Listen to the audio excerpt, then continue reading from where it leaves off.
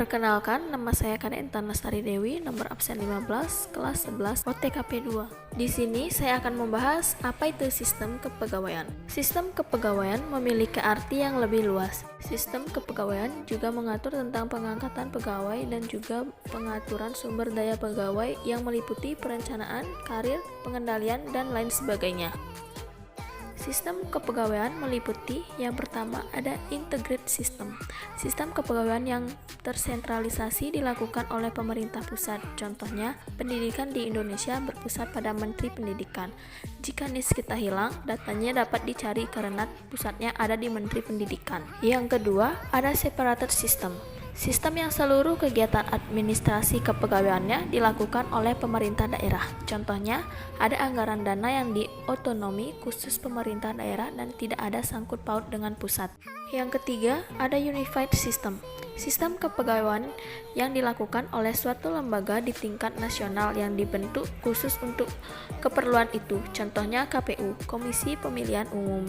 Itu dibentuk hanya khusus untuk pemilu dan tidak ada sangkut pautnya dengan kementerian ataupun pemerintah daerah. Selanjutnya, ada memahami sistem administrasi kepegawaian. Yang pertama, ada spoil system.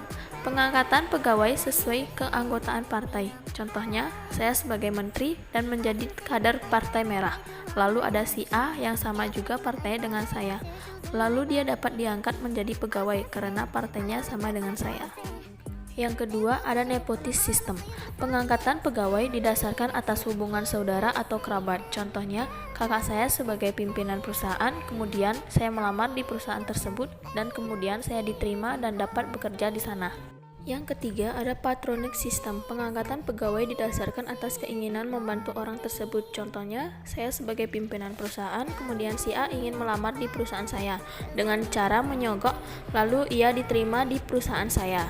Yang keempat, ada merit system. Pengangkatan pegawai didasarkan kemampuan atau kecakapan personal. Contohnya, merekrut pegawai melalui wawancara, tes psikologis, dan lain-lain. Dan yang kelima, ada career system. Hasil evaluasi pekerjaan pegawai di tahun-tahun sebelumnya. Contohnya, si A sudah bekerja selama 3 tahun menjadi staf dan hasil pekerjaannya setelah dievaluasi itu baik. Jadi si A akan dinaikkan ke jabatan yang lebih tinggi. Selanjutnya ada konsep sistem merit, Undang-Undang Nomor 5 Tahun 2014.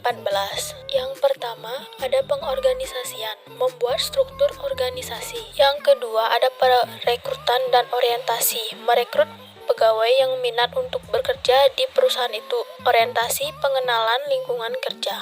Yang ketiga ada pengembangan kapasitas, adanya pelatihan untuk pegawai yang bekerja. Yang keempat ada penilaian kerja dan penghargaan, menilai kerja pegawai dan memberikannya reward. Yang kelima, ada promosi dan rotasi. Karena pegawai itu bagus kerjanya lalu dipromosikan ke tempat lain. Rotasi itu jika si A tidak cocok di bagian akunting, lalu dipindahkan ke bagian resepsionis. Dan yang keenam, ada purna bakti. Masa kerja pegawai selesai atau pensiun. Selanjutnya ada kriteria sistem merit. Yang pertama ada seluruh jabatan sudah memiliki standar kompetensi jabatan. Yang kedua, perencanaan kebutuhan pegawai sesuai dengan beban kerja.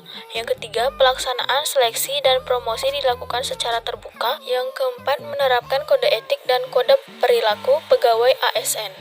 Yang kelima, memberikan perlindungan kepada pegawai ASN dari tindakan penyalahgunaan wewenang. Selanjutnya ada aparatur negara Republik Indonesia. Yang pertama ada pejabat negara, yaitu ada presiden atau wakil presiden, gubernur atau wakil gubernur, wali kota atau wakil wali kota, bupati atau wakil bupati. Next ada pegawai negeri yang terdiri atas TNI, PNS pusat dan daerah, dan Polri. Dan yang terakhir ada pegawai RI lainnya yang terdiri atas pegawai proyek, pegawai desa, pegawai persero, dan terakhir pegawai kontrak. Sekian, terima kasih.